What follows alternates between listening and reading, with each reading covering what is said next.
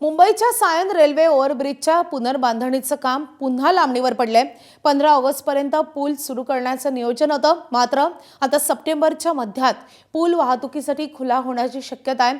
मध्य रेल्वेने पुलाच्या दोन्ही मुख्य स्टील गर्डरचं लॉन्चिंग पूर्ण केलेलं आहे।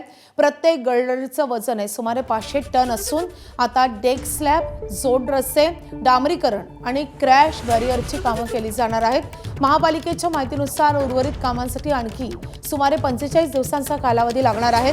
110 वर्ष जुना हा पूल ऑगस्ट 2024 पासून बंद असल्याने सायन आणि पूर्व उपनगरातील वाहतुकीवर मोठा परिणाम झाला आहे।